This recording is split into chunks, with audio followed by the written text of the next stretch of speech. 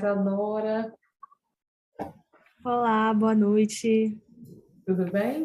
E Tudo Veronique? ótimo. Veronique, você está aí presente? Deve estar chegando aí. Tudo bem com você, Cecília? Yes! Yes! Chovendo aí na sua cidade ou não? Porque na minha regional choveu e na sua? Choveu rapidamente, eu acho que cabe mais chuva.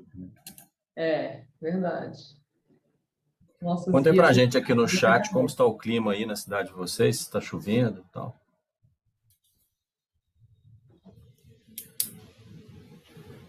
Ô, Cecília, Oi! você aprendeu muito na última aula, no último encontro? Nossa Senhora, amei. Fiquei querendo acessar algumas referências, acessei algumas outras. Muito bom, mexeu comigo de verdade, assim. Ficou. Os conteúdos ficaram para mim, sabe? Eu voltei neles várias vezes em pensamento e em pesquisas durante a semana. No último encontro a gente recebeu a Gabriela Reis. Gabriela Reis é professora do Cabral, ela trabalha na Dínamo, falando sobre negócios de impacto, né?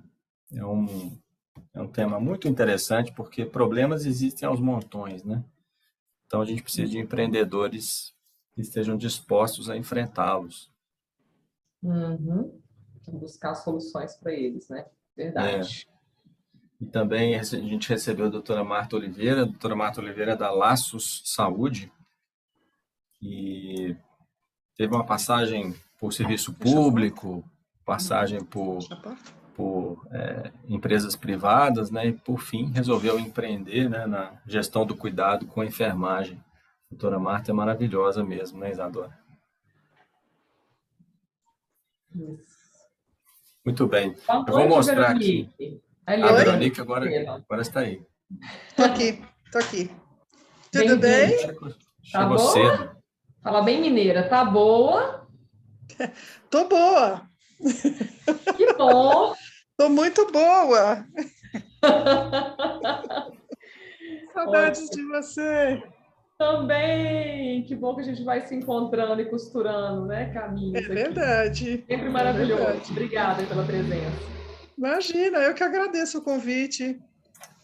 Obrigada, Não garanto Isadora. que não vão abrir a porta aqui, entrar, né? Coisas da pandemia. Você tenta se refugiar, mas não rola. A gente vai na vida real, né, Veronique? Do jeito que dá.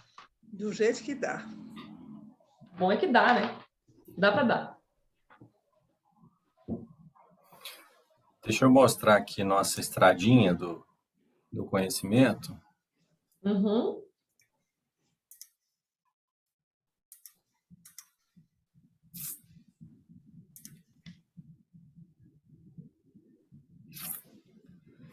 Este é o nosso terceiro encontro sobre empreendedorismo e longevidade.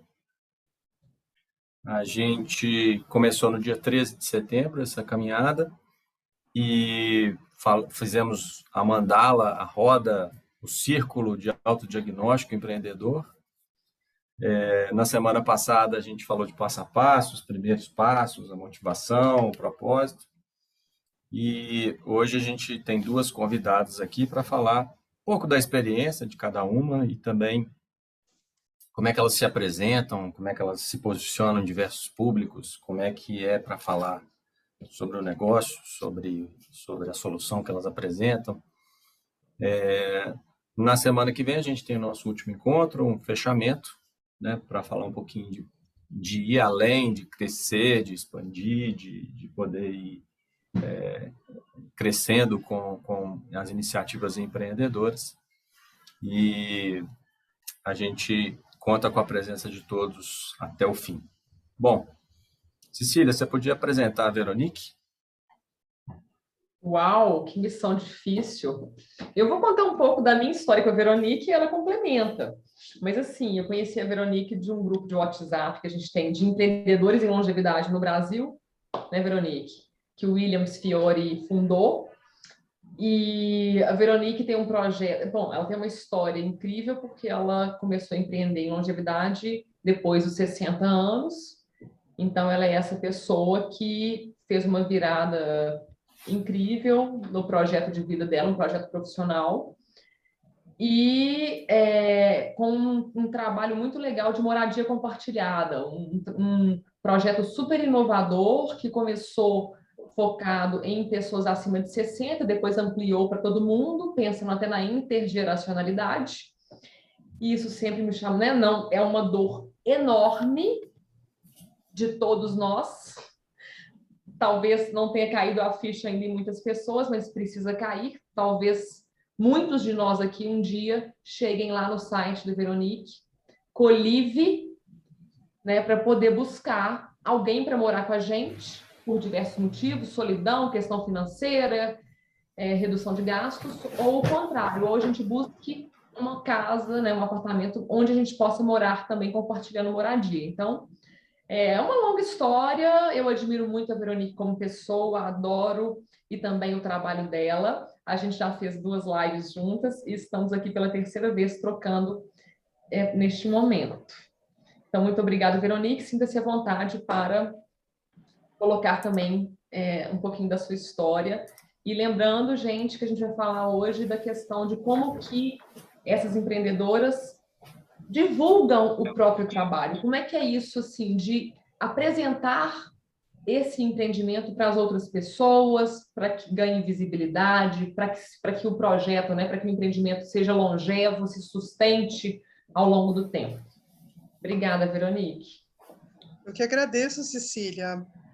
Então, boa noite a todos, muito obrigada pelo convite. Como a Cecília falou, eu sou meio um ponto fora da curva, porque eu sou uma mulher de 60 anos, que com uma sócia, quer dizer, mais de 60 anos, né? Estou com 64 anos, que com uma sócia que está fazendo 67, criamos juntas uma startup.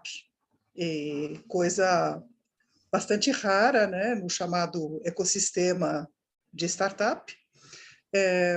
2 mulheres mais velhas, e que começaram literalmente fazendo tudo e sem ter conhecimentos de tecnologia, que é ainda mais raro nesse panorama das startups, né?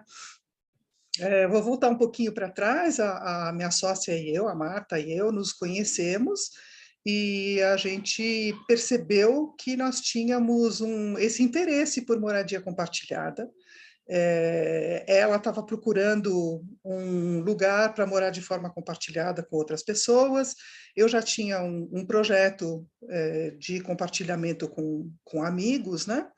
Que, por sinal, está em banho-maria por enquanto, mas o que nós percebemos, né, principalmente a Marta sentiu essa dor de não encontrar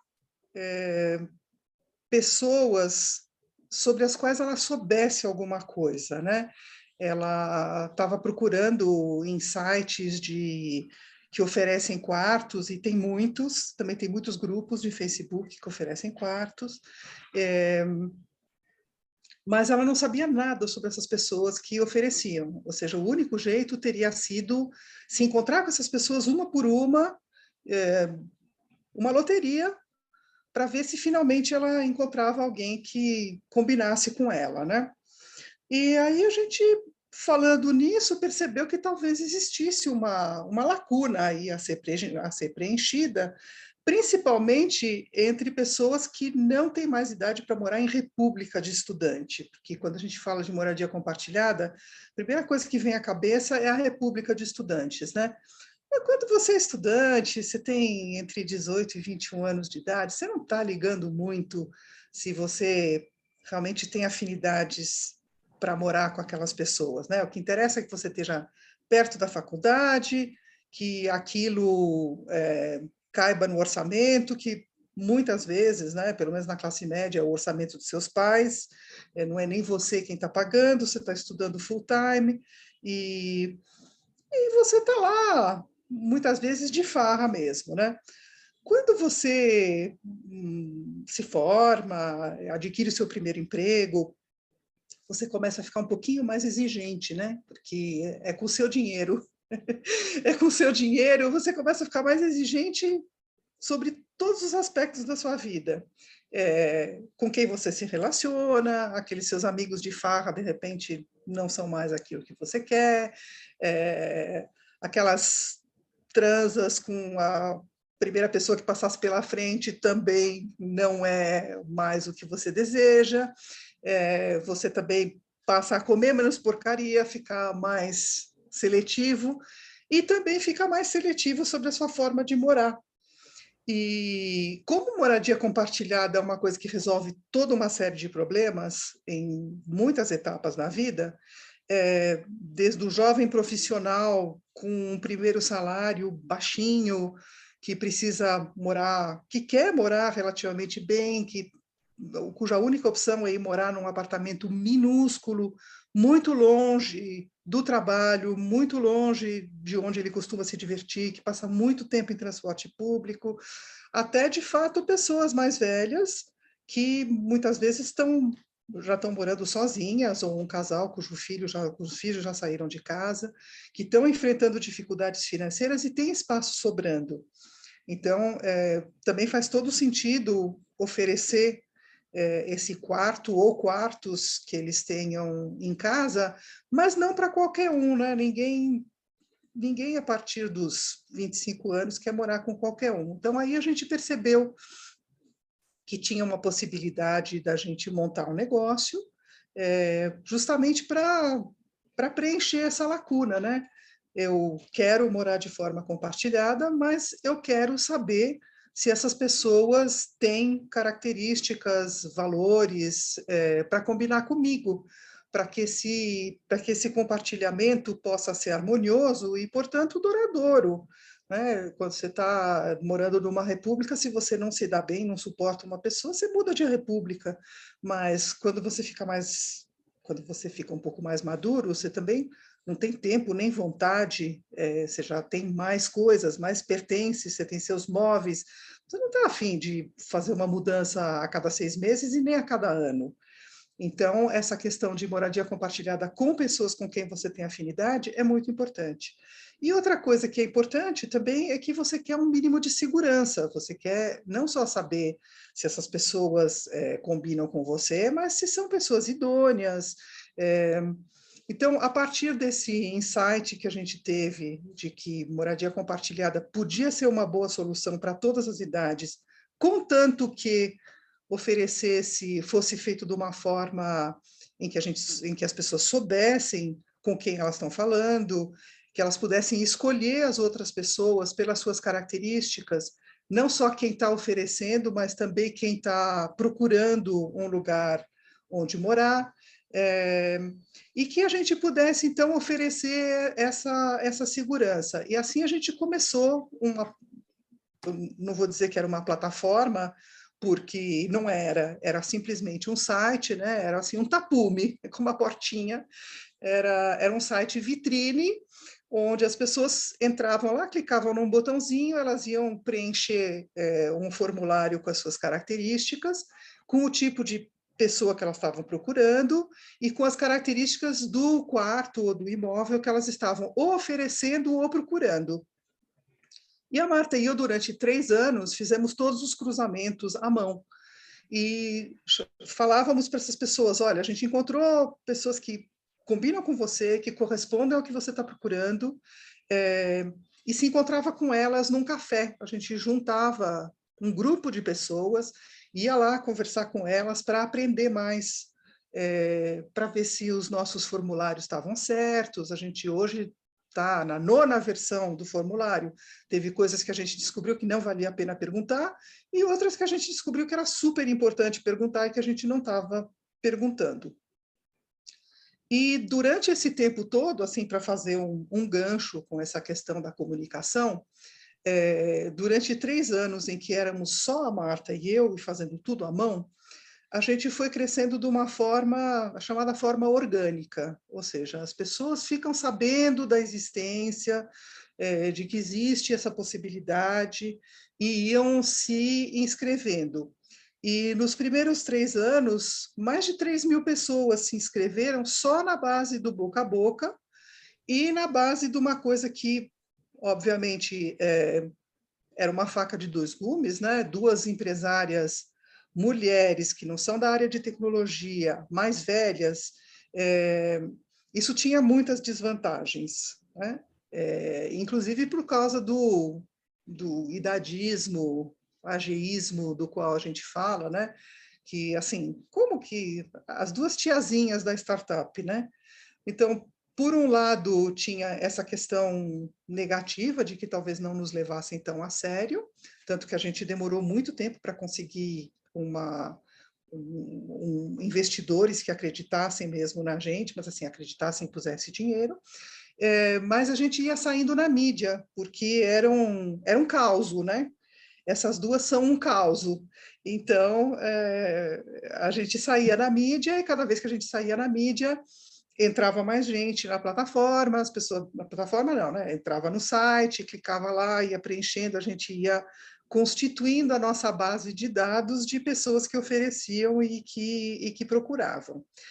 E a gente não deixava de se mexer também para falar. A gente tinha uma página de Facebook, a gente publicava muito nessa página, respondia a todas as pessoas que faziam comentários na nossa página, que mandavam mensagens. Então, uma boa parte do tempo, apesar de que a gente fazia tudo à mão, éramos só nós 2 e tínhamos 0 verba para fazer comunicação e marketing, a gente fazia esse marketing boca a boca, a gente fazia um marketing bem raiz, como se diz, né? A gente participava de uma série de eventos, a cada vez que publicavam alguma coisa sobre a gente colocava lá na nossa página de Facebook, e qualquer um que entre no que era na época a página da Morar com Você, dá para ver que assim, uma vez por semana, religiosamente, a gente postava alguma coisa e respondia a todos os comentários. Então, além da gente fazer tudo à mão, a gente também fazia a comunicação à mão.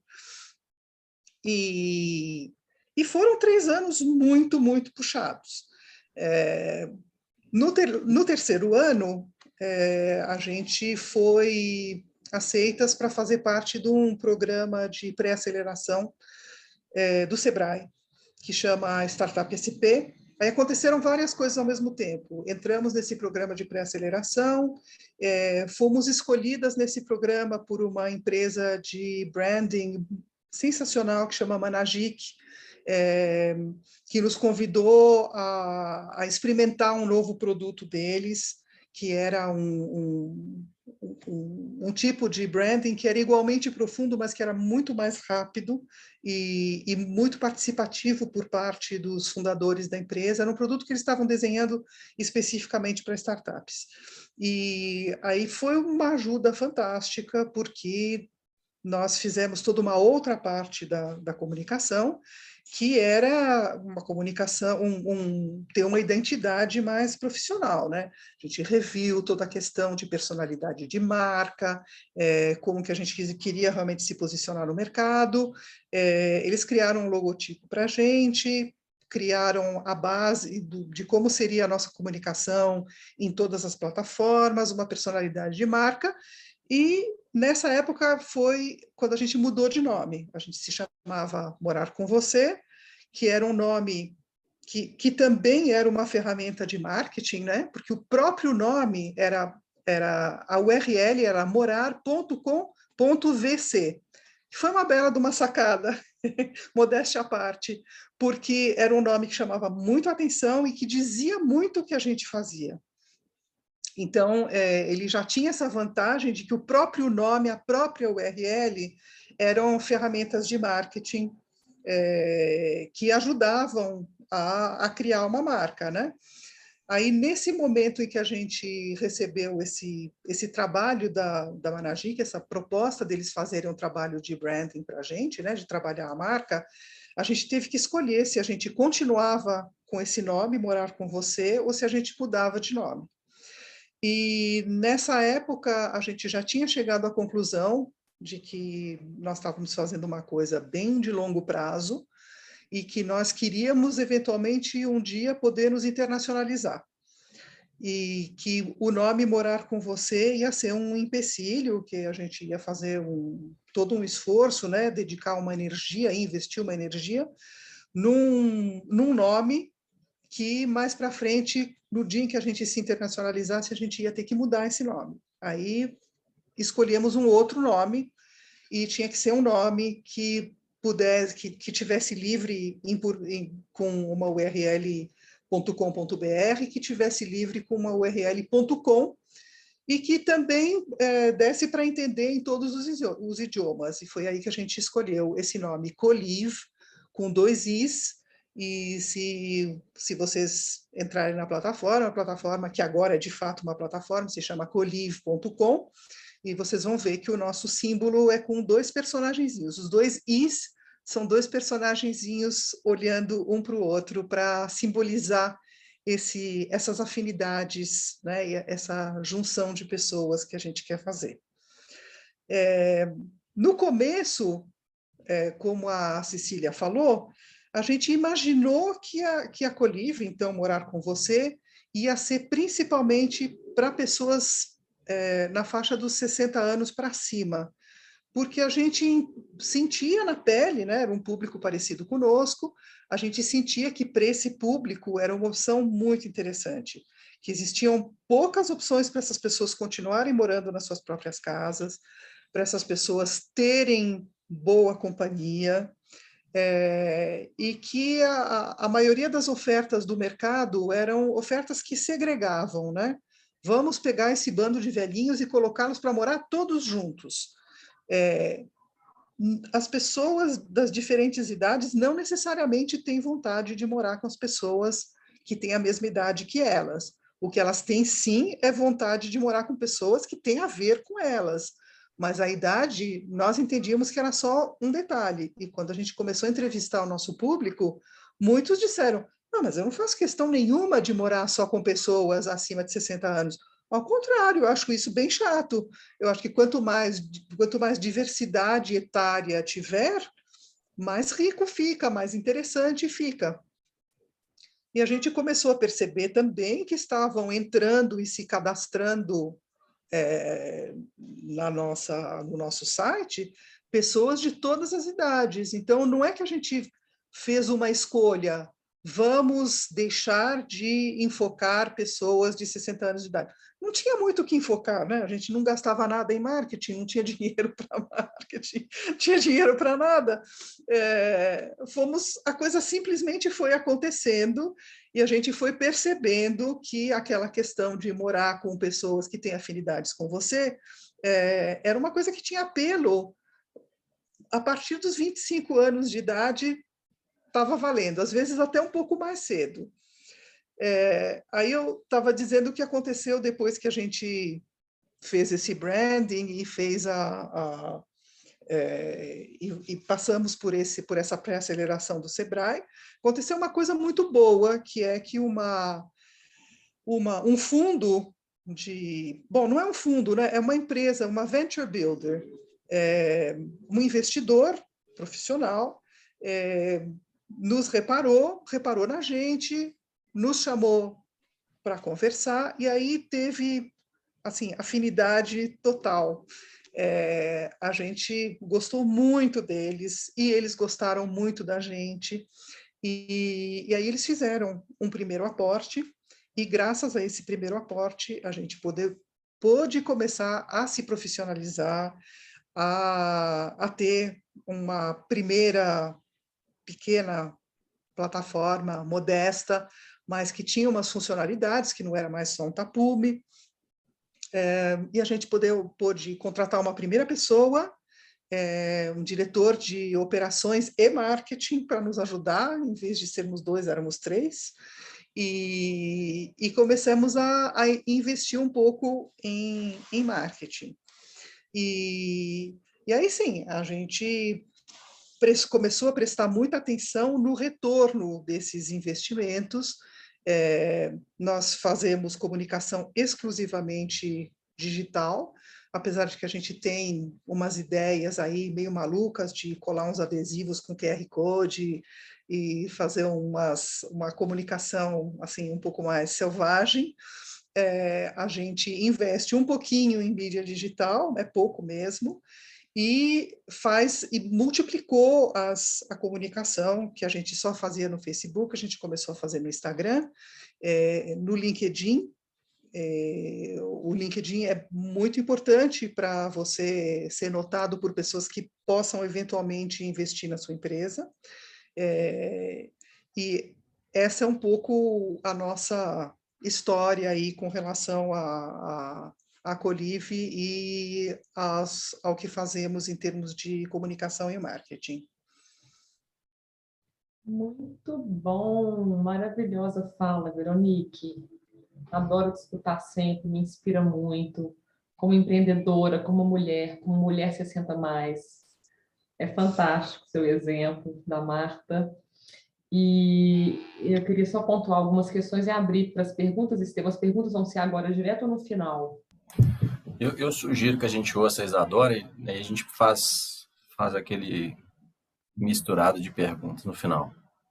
Tá, você pode ficar, Veronique? Você pode Claro. explicar? Ótimo. Então, só pontuar algumas coisinhas. Como que você teve humildade para começar, né, Estevam? Aquilo que a gente sempre fala do MVP, mínimo produto viável, gente, para ir para o mercado. Você tem que sair da arquibancada e ir para a arena. E isso é das coisas mais difíceis que tem, que eu vejo para muitas pessoas que gostariam de empreender, não entram porque acham que nunca estão prontos para, mas na verdade falta essa coragem mesmo de se lançar com o que você tem, claro, com um nível de qualidade suficiente, mas que pode já sim ajudar muitas pessoas e dar início à sua engrenagem. No decorrer do caminho, do processo de construção, as coisas vão melhorando, você vai melhorando seus processos, vai aprendendo, mas tem um momento em que você tem que entrar no jogo, né? Começar a rodar essa engrenagem de estar mesmo já no mercado. Eu acho que esse é um ponto muito importante. É muito legal te ouvir falar 3 anos fazendo tudo à mão e de forma orgânica. A gente pensa, esse cálculo é muito errado na cabeça de muitas pessoas. Não, eu vou entrar, eu vou ter que segurar aqui 1 ano, 2 anos. Não, é mais tempo. Mas quando a decisão é forte, com resistência, resiliência, propósito, amor à causa, a gente vai elevando, e 3 anos passam rápido, daqui a pouco são 5, e são 10, e, né, o empreendimento vai crescendo. Cá entre nós, ter um sócio de tecnologia ajuda, viu? Mas nós agora temos, na época a gente não tinha. Vocês caminharam muito sem isso, né? Sozinhas. Caminharam bastante ali na raça, né? Muito legal. Obrigada. Daqui a pouco a gente volta com as perguntas. Isadora, bem-vinda. Boa noite. Muito obrigada pela presença. Boa noite, Cecília. Veronique, eu amei também a história. Muito obrigada por compartilhar. Fiquei sorrindo aqui o tempo inteiro. E é muito bom conhecer. Entrei aqui no site da Colive e, enfim, tá incrível mesmo o branding e tudo. Então, parabéns. Obrigada. Bom, eu vou me apresentar também rapidinho, pessoal. E eu acho que tem 2 elementos que a Veronique trouxe que eu gostaria de me aprofundar ao contar a minha história, que para mim são super importantes quando a gente fala de jornada empreendedora, ou pelo menos da minha experiência com isso, né? A primeira é justamente esse ponto da Cecília sobre o momento de começar, né, e o medo. Eu acho que é uma coisa que esteve e está presente na minha jornada o tempo inteiro. Acho que não teve nenhum momento em que eu não tive dúvidas, em que eu não sabia exatamente qual ia ser os próximos passos, e que era mais importante continuar, mesmo com medo, do que ficar parado, né? Então, isso, vou contar um pouco mais na história de como isso aconteceu, mas, enfim, super importante. E a outra é o fato de que você só aprende exatamente qual é o seu negócio depois que você começa, e esse aprendizado nunca para. Então, todos os negócios, eles estão em evolução e tem coisas que você só consegue ver depois que você já deu aquele passo, né? Então, acho que no caso da Veronique, ela fala ali da ampliação do escopo, da entrevista, de que ela entendia que primeiro seria um serviço só para a população 50 mais, e depois entendeu que seria diferente, algo bem parecido aconteceu com a Nilo. Bom, então, me apresentando rapidamente, eu sou Isadora, sou cofundadora de uma empresa que se chama Nilo Saúde, mineira de BH, morei aí 16 anos, e antes de começar a Nilo, tive uma experiência em tecnologia, então sou engenheira, estudei no ITA, trabalhei em diferentes empresas de tecnologia ao longo da minha carreira, morei em São Francisco, nos Estados Unidos, 5 anos, e estava morando lá até 2019, quando eu decidi voltar para o Brasil, principalmente por 2 razões. Uma foi porque a minha avó, que eu tinha crescido na casa, minha avó que mora em Belo Horizonte, Emília, um ano antes tinha sido diagnosticado com Alzheimer, e foi um diagnóstico muito duro para a família. Então, acho que a gente aprendeu aí na marra o quão difícil era navegar, né, um diagnóstico desse, mudança de vida. Acho que foi tanto sob a perspectiva de observá-la como paciente, aquela pessoa que a gente amava e conhecia, né, que estava se transformando ali pela evolução da doença, mas também por todas as questões de família e de como navegar o sistema de saúde com base naquele diagnóstico. Então, estava sendo um processo difícil para minha família, eu decidi voltar para estar mais próximo deles, e foi também justamente o momento onde eu decidi empreender, né, e justamente um momento de bastantes dúvidas e questionamentos. Eu já tinha vontade de trabalhar, aplicar o que eu vinha aprendendo nos últimos 10 anos, na época, com produtos digitais, com uma empresa própria, mas ainda não sabia exatamente qual seria o segmento e por quê. Mas aí tive uma pausa natural na minha vida, né, na minha carreira, com essa volta para o Brasil, por essa questão de família. E aí, justamente, ver essa situação me trouxe essa vontade, né, de falar assim, poxa, tá tão difícil entender o que é o próximo passo, né, com esse diagnóstico da minha avó, como ir para os diferentes, como falar com os diferentes médicos, como que a gente explica isso, como a gente agora tem que contratar gente aqui em casa, será que é só a gente que passa por isso, né? Será que isso é uma dor que muitas pessoas também vivem?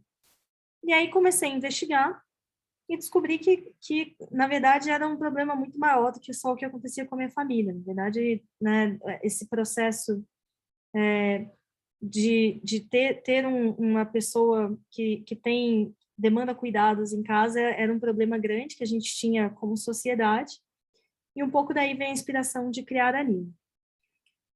A Nilo começou como uma empresa que tinha como objetivo não só trazer um cuidado diferenciado para a população 50 mais, para a população idosa no Brasil, mas também tinha outras características que faziam esse cuidado ser diferente. Uma delas era que eu queria trazer tudo que eu tinha aprendido de produto e entender como fazer esse cuidado ser mais eficiente. Então, a gente tinha uma visão de ser um cuidado digital, coordenado, mais simples, um pouco mais escalável, para que esse serviço fosse viável, mesmo sendo um serviço que exige alta dedicação e alta atenção ali de quem está oferecendo. E uma outra característica que a gente teve é que a gente viu que a grande maioria das pessoas que tinham dificuldade de cuidar de pacientes em casa também tinham dificuldade de pagar por esse cuidado. Muitas delas já até pagavam um plano de saúde com muita dificuldade, então a gente passou por um processo de 3 meses de entrevista, eu falei com mais de 150 famílias na época para entender exatamente, né, o que cada uma tinha de dor, qual que era o problema, quais eram as diferentes formas de resolver, e a conclusão que a gente teve é: essas famílias estão muito apertadas. Elas não têm dinheiro para contratar mais um serviço, apesar de acharem que esse serviço é essencial e super importante para a pessoa que elas cuidam, e para dentro de casa. Então, a gente concluiu desde o começo da Nilo que a Nilo não seria uma empresa B2C, ou seja, que a gente não venderia direto para o consumidor final, porque esse consumidor estava muito apertado já de dinheiro. E que a gente faria um serviço que seria cobrado de empresas porque para essas empresas, principalmente para as operadoras de saúde, alguns hospitais e algumas clínicas, o custo de servir esses pacientes idosos estava muito caro. Então, se a gente oferecesse um jeito que era melhor e mais eficiente, talvez a gente conseguisse gerar valor para o sistema, né? Então, de um lado, a gente oferece um serviço que é bem diferenciado, e do outro, a gente consegue fazer um cuidado com um custo mais efetivo e que gera valor ao longo da cadeia. Não só porque essa pessoa vai ser mais bem cuidada, mas também ela vai ficar mais saudável por mais tempo, e isso acaba gerando ganhos por todos os lados, financeiro e de saúde. Então, tivemos essa ideia, eu mais 2 sócios, nesse processo aí de começo de empresa. A gente também teve um processo que a gente fala de namoro, né, onde a gente foi se aprofundando, conhecendo bem o que a gente tinha de comum em termos de valores, em termos de visão, por que cada um estava ali. Então, para a gente foi super importante se conectar pelo propósito do objetivo final de impactar essas vidas, e a gente também estava alinhado no como, de que usar a tecnologia era importante para que a gente ganhasse mais produtividade. Então, a Nilo começou assim, nesse sentido, no sentido de trajetória, foi um pouco diferente da história da Veronique. A gente, desde o começo, trouxe um investidor para a empresa. Isso foi no começo de 2020, né, mais ou menos fevereiro e março de 2020, começamos. E aí, nessa época, acho que todo mundo lembra, né, o que aconteceu em março de 2020 foi logo quando a pandemia chegou ao Brasil. E aí, tudo que a gente conhecia por saúde, saúde digital, tudo que a gente achava que tinha entendido e feito de descoberta nos últimos 6 meses, foi por água abaixo, né? Porque o mundo virou de cabeça para baixo. E a gente até chegou a vender para algumas empresas esse modelo de clínica digital dos pacientes 50+. Então, vendemos para empresas como Sul América, como Porto Seguro, Aon, que eram grandes nomes. Tivemos um impacto muito positivo para os pacientes que estavam dentro, mas a pandemia acabou mostrando para a gente, né, com bastante conversa com os clientes, com bastante conversa com os pacientes, que a oportunidade que a gente estava endereçando, na verdade, era mais profunda. A transformação que a gente estava ajudando a trazer era mais profunda do que só um cuidado de paciente 50+ diferenciado. A gente percebeu que aqui todas as empresas, de repente, de saúde, né, naquele momento, tinham que passar a ser também empresas de saúde digital. Que o cuidado só físico, ele era limitado nesse momento que a gente estava isolado. E mais do que isso, que a forma como os times de cuidado, né, os times de saúde trabalhavam também estava se transformando, que antes eles estavam todo mundo ali na mesma sala. Então, eles se conversavam, escreviam tudo ali no prontuário juntos, e isso era suficiente. E a gente estava transicionando para um modelo onde as equipes de cuidado estavam trabalhando de maneira mais remota também. Então, eles precisavam de ferramentas de comunicação melhor. Que os pacientes que estavam muito acostumados a qualquer problema que eu tenho, eu vou na clínica, ou eu vou no pronto-socorro, também estavam com receio de fazer isso. Então, eles estavam procurando um novo canal para se comunicar que não fosse só o canal físico, que também fosse um canal digital. E aí, com isso, né, com essas observações que a gente estava tendo do mercado, entrevistas, testes, muitos testes de pitch, de transformação, a gente entendeu que, na verdade, o problema que a Nilo podia resolver era maior. E aí a gente evoluiu a nossa tese, né, de ser uma clínica digital dos 50+, para ser uma solução de gestão e de relacionamento com pacientes de maneira digital, ampliando, né, não só o escopo de quais são os pacientes que a gente ajuda a cuidar. Então, hoje a gente não cuida só de pacientes 50+, mas pacientes de todas as idades, como também o escopo de empresas que a gente oferece esse serviço. Então, antes a gente começou só com operadoras de saúde, né? E hoje a gente também atende clínicas, hospitais e até mesmo novas startups de saúde que estão surgindo. Então, as neo-operadoras de saúde, as empresas que estão fazendo cartão de saúde, oferecendo um serviço direto para o cliente.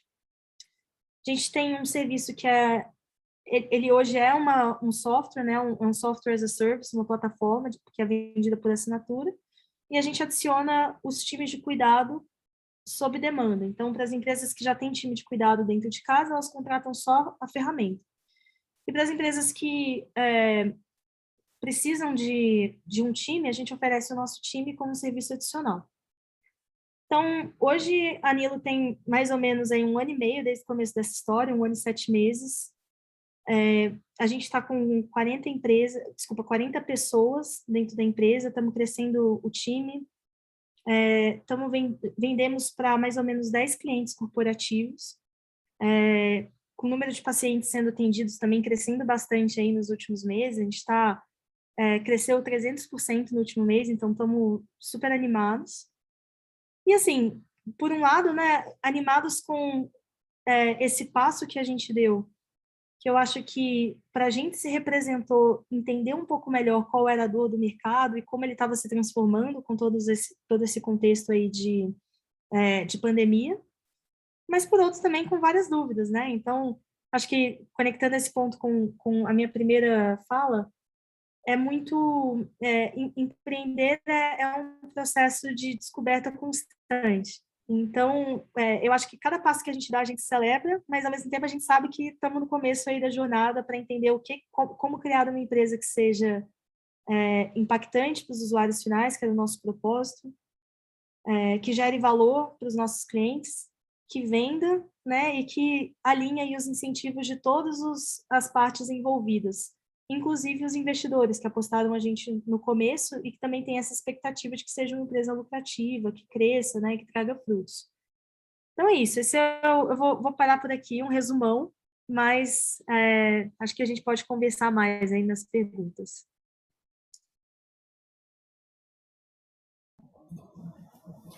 Obrigado, Isadora, pela história. Assim, eu me lembro exatamente o dia, né, que você bateu lá na porta da clínica, né, e falou assim, eu estou querendo conversar sobre envelhecimento, sobre longevidade, sobre o mercado, né, estou vindo aqui do Vale do Silício. Eu falei assim, gente, essa moça vai longe. E aqui estamos com essa história brilhante da Neo Saúde. Deixa eu começar com perguntas. Vocês podem postar no chat aqui, né, suas dúvidas, suas curiosidades para as nossas palestrantes. Eu queria perguntar tanto para a Veronique quanto para a Isadora se vocês conseguem enxergar o futuro, assim, até onde vocês conseguem enxergar do negócio de vocês, assim. Eu enxergo daqui a 10 anos, eu enxergo daqui a 6 meses. Como é que é a visão de futuro, assim? Quer responder, Isadora, ou respondo primeiro? Eu posso falar rapidinho. Bom, acho que uma das coisas que, ao mesmo tempo, é difícil, mas é legal, né, de quando a gente traz investidores, é que essa pergunta eles fazem para a gente o tempo inteiro, né? Então, a expectativa de um investidor é sempre entender como que o potencial que você tem hoje vai ser ampliado no futuro, né? Quando a empresa cresce, quando ela se desenvolve. E isso faz com que a gente se mantenha accountable aí por por esse questionamento constante. Para a Nilo, quando a gente pensa em futuro, a visão é a seguinte, que todo mundo que tenha um paciente, qualquer empresa de saúde, seja ela, né, hospital, clínica, ou até mesmo um médico que tenha um paciente, ele vai precisar cuidar desse paciente de uma forma que a gente fala que é com base em relacionamentos, ou seja, que ele vai precisar se conectar com ele além do momento da consulta ou além do momento do tratamento. E a gente espera que a Nilo seja uma plataforma que permita a construção desses relacionamentos para todo mundo, né, no Brasil e na América Latina. Então, essa é a visão de longo prazo. Mas a gente sabe, né, que essa visão é o sonho, que, enfim, um monte de coisa tem que acontecer para até isso se concretizar. Então, a gente fica aí balanceando entre o que é essa visão aí de 10 anos e o que está acontecendo no dia a dia. Esse é parte do desafio dentro da empresa.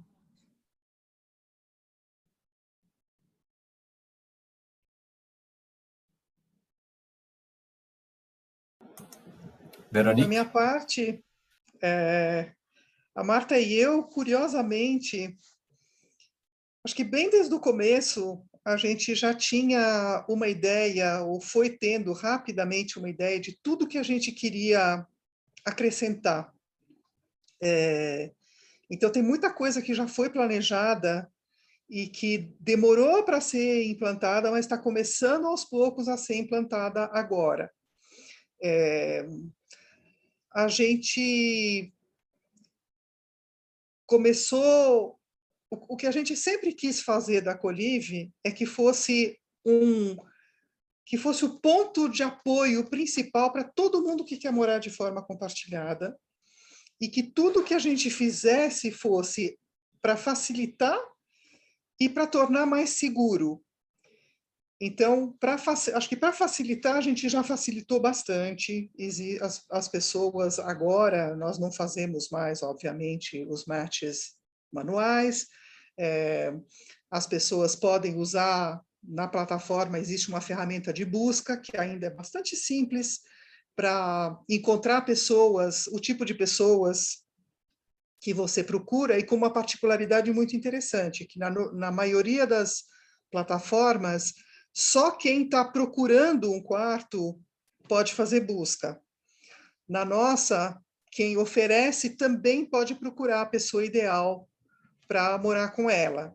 Então, se você faz uma busca em que você coloca, por exemplo, um bairro de São Paulo e um valor, te retorna, independentemente das características da pessoa. Mas, por exemplo, sim, com características da pessoa. Eu estou procurando um homem na faixa de 40 anos, que não tenha animais, que não seja fumante, e para o bairro tal, né? Tal bairro, sei lá, Higienópolis, quarto mobiliado, R$ 1.200 por mês. Vai retornar tanto as pessoas que estão oferecendo e que têm essas características, quanto as pessoas que estão procurando e estão procurando um imóvel com essas características. Então, isso era um sonho desde o início, da gente poder fazer esse match duplo, e nos dois sentidos, né? Que a busca pudesse ser feita tanto pela pessoa que procura lugar para morar, quanto pela pessoa que procura uma pessoa para vir morar com ela. E aí agora tem uma terceira perna, que é a pessoa que não quer morar de forma compartilhada, mas que quer oferecer um imóvel que tem um ou mais quartos que podem ser compartilhados, e que topa assinar contratos diferentes com os moradores de cada um dos quartos, né? Que quer transformar o seu próprio imóvel num micro-co-living, né? Em que tenha moradores diferentes nos quartos diferentes. Então, o projeto, digamos, para os próximos 6 meses é de implantar várias dessas coisas que a gente já tinha imaginado lá nos primórdios, quando a gente fez o nosso primeiro canvas, né, que é o desenho do que a gente quer para a empresa, para a startup. A gente já tinha imaginado uma série de funcionalidades que só agora, com os recursos que a gente tem, principalmente tecnológicos, a gente está começando a conseguir implantar. Então, uma coisa que a gente quer implantar, que a gente queria desde o início, era poder oferecer um seguro. Um seguro contra a inadimplência, porque uma das perguntas que as pessoas faziam é: se tiver uma pessoa na minha casa e ela parar de me pagar? Então, a gente queria poder oferecer esse produto que fosse um seguro contra a inadimplência. E depois de muita negociação, a gente encontrou agora, então isso é uma novidade que vocês vão ver provavelmente daqui a um mês.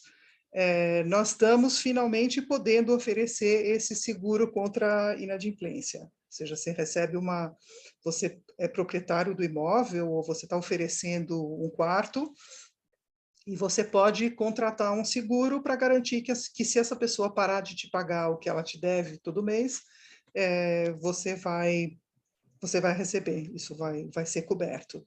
E vai ter um seguro também contra eventuais danos causados ao imóvel, involuntários, logicamente, né?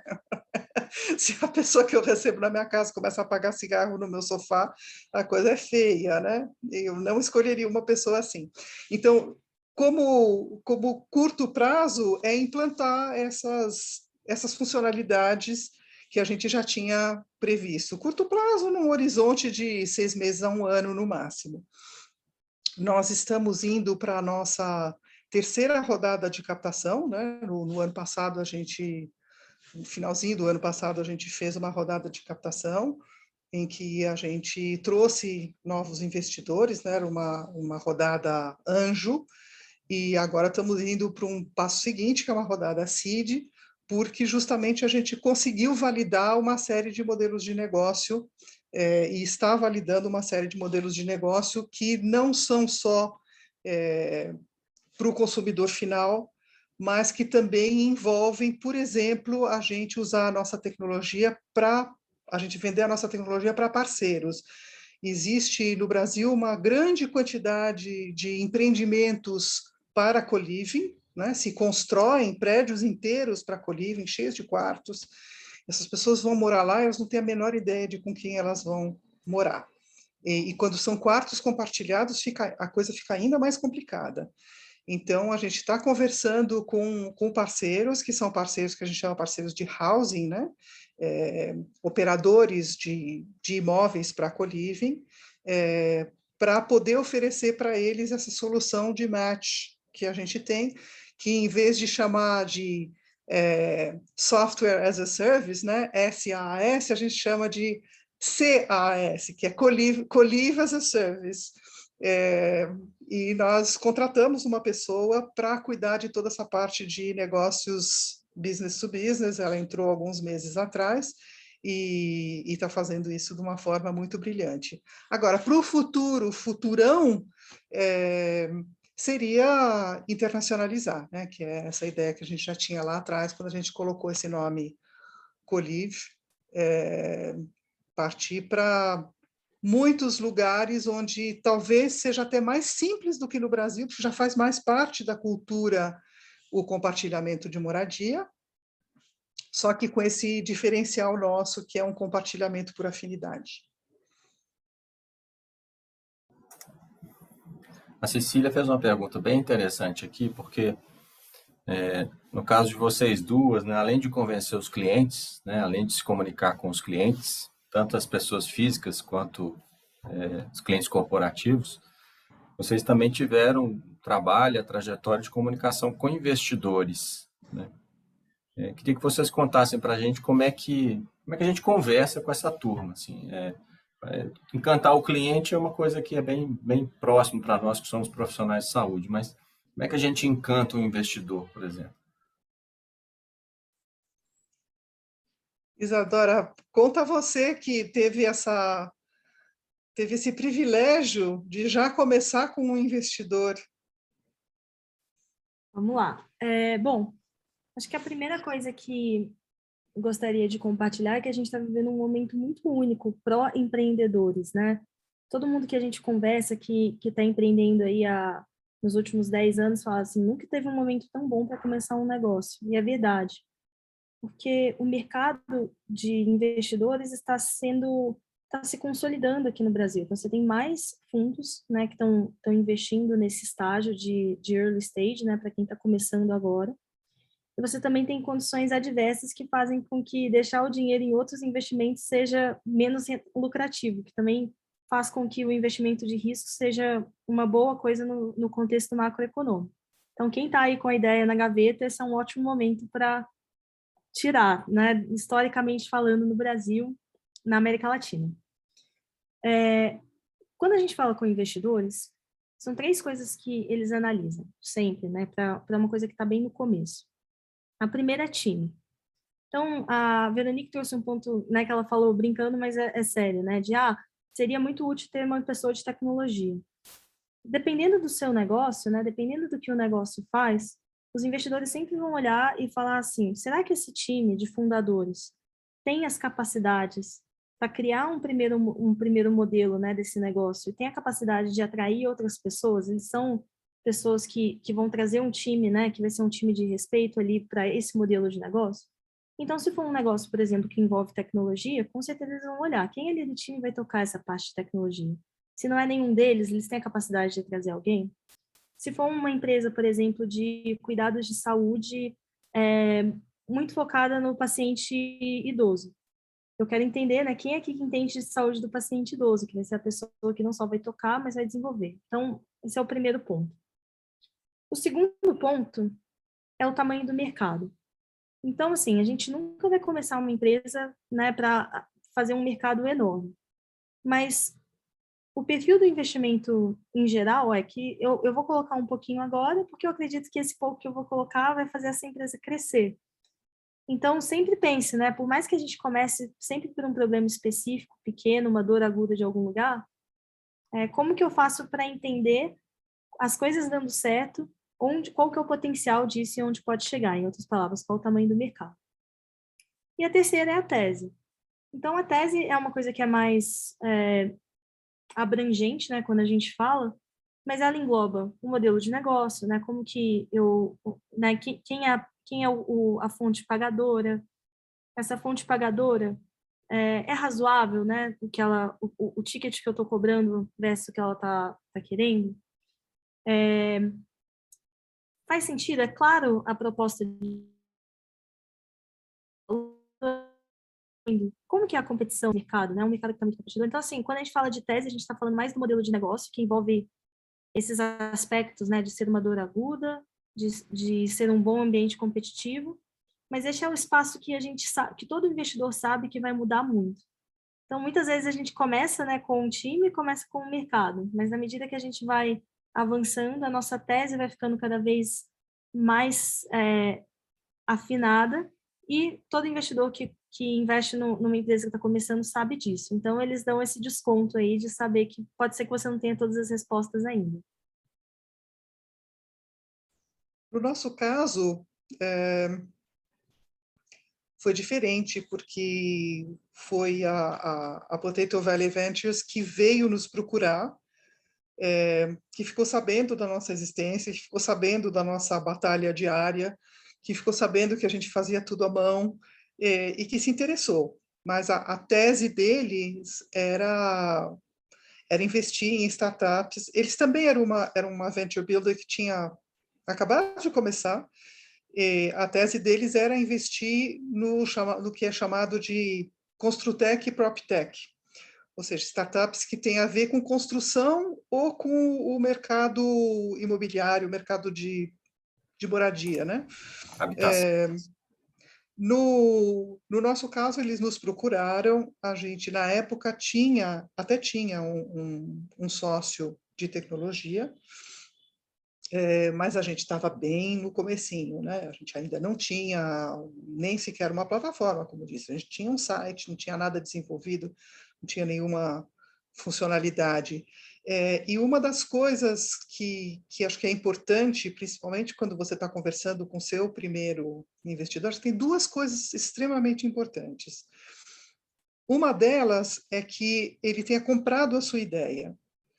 Um investidor que quer investir, mas para fazer outra coisa, e a gente conversou, nós conversamos com outros investidores potenciais, e olha que foi difícil dizer não, porque a gente estava realmente precisando desesperadamente de dinheiro.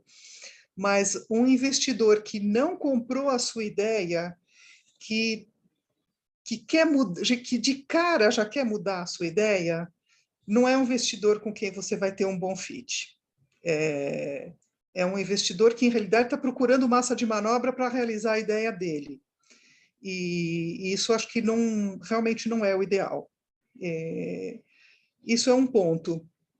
O segundo ponto é que, assim, pelo menos os primeiros investidores, né, eu diria no mínimo nas duas primeiras rodadas, se não for na terceira, os investidores têm que poder aportar mais do que dinheiro.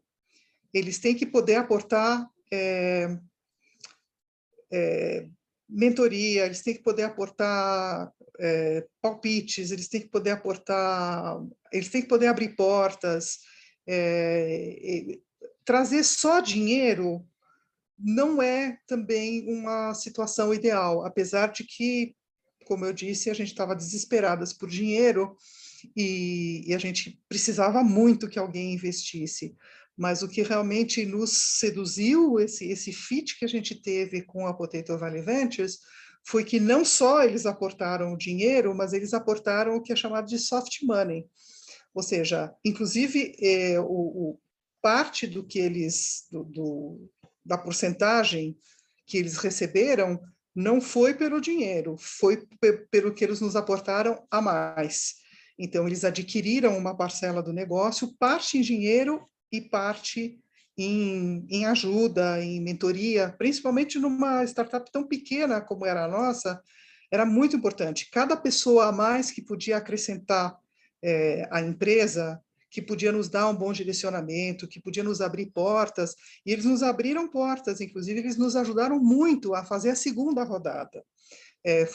Foi em grande parte graças a eles que a gente conseguiu fazer essa segunda rodada e conseguiu fazer com que o mercado aceitasse, entendesse e bancasse que em 18 meses a gente tinha aumentado 6 vezes de valor.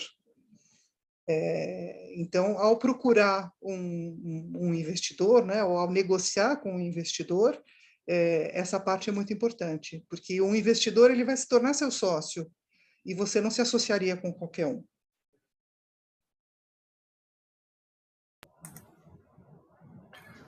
Veronique Isadora, né? Algumas pessoas nas últimas palestras falaram muito na questão de concorrência, né? Porque às vezes podem ter a percepção que está numa área que já tem muita gente fazendo a mesma coisa. Como é que vocês enxergam as concorrências? O Steve Jobs é que falava que ele não dava a menor bola, né? Que ele prestava atenção no cliente, né? Mas como é que é a visão de vocês disso? Eu diria que é que nem dirigir um carro. Olha para frente e dá uma olhada de vez em quando no retrovisor, né? Inclusive nos retrovisores laterais. Mas se você só dirigir olhando para os retrovisores laterais, você vai quebrar a cara.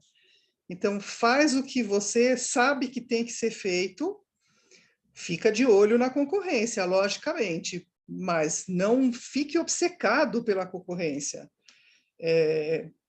Eu, numa vida passada, né, numa vida pregressa, quando eu trabalhava com marketing, eu tinha um grande cliente de varejo. E era muito difícil fazer qualquer planejamento de longo prazo, porque a cada vez que o concorrente espirrava, parava tudo. O concorrente está fazendo uma promoção, assim, então vamos parar tudo, vamos fazer essa promoção. Mas, gente, e o que a gente planejou? Né? O varejo é muito nervoso. Então, eu acho que você tem que ter confiança no seu taco, saber que aonde você quer chegar e fazer todo o possível para chegar lá. E se o seu concorrente estiver se aproximando muito, ou chegando antes de você, você vai lá e corre mais e faz melhor.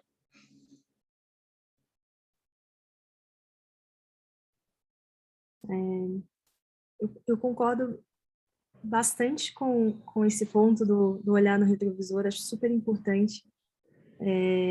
A gente até tem aqui na Nilo, né, um canal onde a gente, que chama competição/inspiração, que a gente compartilha, mas a gente sempre traz esse viés, assim, né, de saber que quem tá copiando tá olhando no retrovisor quando tentam copiar a Nilo, e que é muito importante a gente saber para onde a gente está indo, né, e não a gente também tá olhando no retrovisor tentando copiar outras partes e tudo. Agora, antes de começar o negócio, assim, eu acho super importante fazer uma análise bem a fundo de por que entrar naquele segmento, né? Eu acho que tem muitos segmentos e muitos espaços que estão super cheios. Tem um livro que fala do Oceano Azul e do Oceano Vermelho, né? Que são o Oceano Vermelho, ou seja, você tem muitos competidores, pouca diferenciação. Em geral, a consequência disso é que você acaba entrando num mercado onde, em geral, as coisas tendem a virar uma guerra de preço. E isso é um mercado que é uma posição difícil para a gente estar, mesmo que a gente ame aquele segmento e tudo. Daí eu acho que, ao começar um negócio, né, se eu estivesse entrando agora, e isso foi o processo que eu fiz com a Nilo, eu olharia, eu acredito que eu tenho um ângulo onde eu consigo criar um diferencial em relação aos outros competidores, que faça com que eu consiga abocanhar uma fatia do mercado significativa. E isso tem que ser uma coisa bem pensada, e tem que ser uma coisa e é uma coisa que você vai ser muito perguntado, né? Você vai ver na prática com seus clientes, porque eles vão te comparar com seus competidores, então você vai ter que falar isso muitas vezes. Você vai ter que replicar isso nos seus materiais de marketing, no seu branding, na sua comunicação, e você vai ter que falar isso com os investidores também quando eles perguntarem. Então, assim, eu acho que Uma vez que a gente começa, é importante a gente não ficar olhando no retrovisor. Mas antes de começar, vale muito fazer uma pesquisa assim, muito aprofundada de qual é o mercado e qual vai ser o seu diferencial em relação a isso. No caso da Nilo, por exemplo, sem dúvidas, o fato de ser digital, o fato de ser multidisciplinar, o fato de ser muito simples para o paciente, através do WhatsApp como canal principal, foram elementos que fizeram com que a gente acreditasse que o que a gente faria seria diferente de outros serviços que existiam. Então, acho que é um exemplo. Excelente. Cecília, perguntas, comentários, dúvidas? Detalhes, né? Como não? Como não? Então, gente, as meninas, né, as palestrantes de hoje, jogam um jogo alto, certo? Elas são grandes no mercado e tudo. E Unicórnio, unicórnio. Me corrige aí. E lembrando que existe uma diversidade. Elas apontam para uma possibilidade de empreendimento em longevidade, com investidores. E assim, abrindo aqui minha reflexão para a questão da concorrência, não sei, eu acho que o mercado da longevidade, aqui do meu horizonte, tem muito mais a ser explorado do que já, não sei o que o Estevão acha, do que já saturado. Eu acho que a gente ainda ganha muito com a chegada de novos empreendedores que nos ajudam a levar o tema, com todos os seus negócios possíveis dentro dele, para o mundo. Assim. Eu me sinto ainda capinando mato alto, né, que a gente fala. Assim. Eu me sinto ainda muito solitária, muito. Claro que eu estou numa outra linha de empreendimento, né? Eu estou ali no meu consultório atendendo e, aos poucos, abrindo um negócio digital dentro do possível e tal.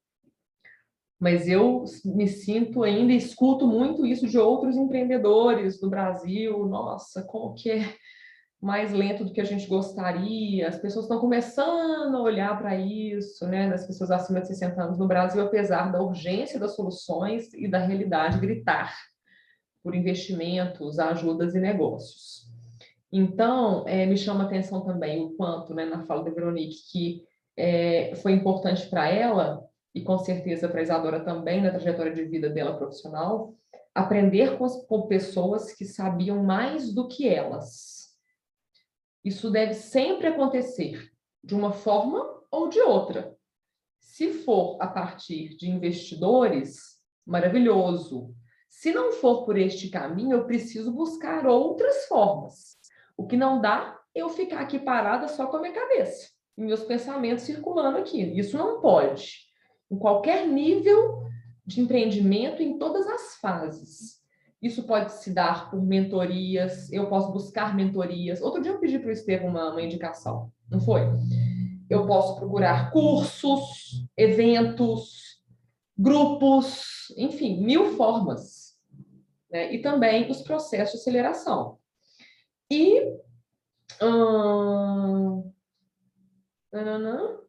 falei tudo. É isso. Legal. Obrigado, Isadora. Obrigado, Veronique. Queria que vocês, nos últimos minutos aí que a gente tem com a turma, deixasse a sua mensagem. As pessoas estão querendo empreender, para quem já tá no início de uma jornada, né? Fechamento aí desse encontro de hoje.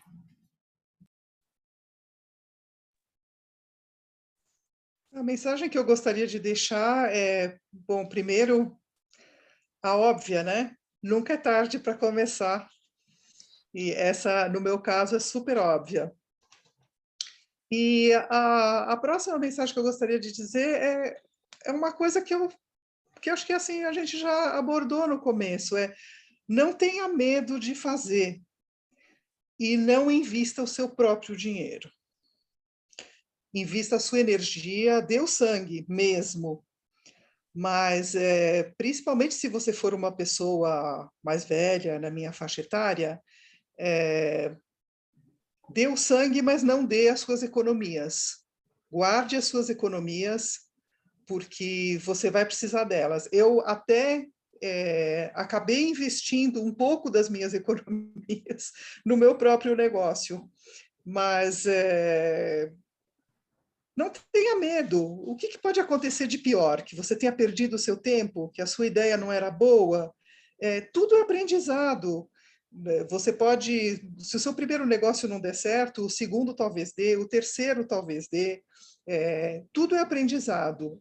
Use a sua experiência para resolver um problema real, um problema que existe. O que eu vejo é muita startup que tem uma tecnologia, mas não tem um problema para resolver. Então, se o problema não existe, o mercado não existe, ninguém vai comprar o seu produto, por mais que a sua tecnologia seja maravilhosa. Olha, a minha tecnologia faz com que eu tenha um bonequinho aqui que canta e dança em 25 idiomas diferentes. E daí? Quem precisa de um bonequinho que faz isso? Ninguém. Então, se você identificou um problema, retomando o que a Isadora está fazendo, você identificou um problema que você tem uma ideia de como resolver, e que tem gente que está interessado em resolver esse problema.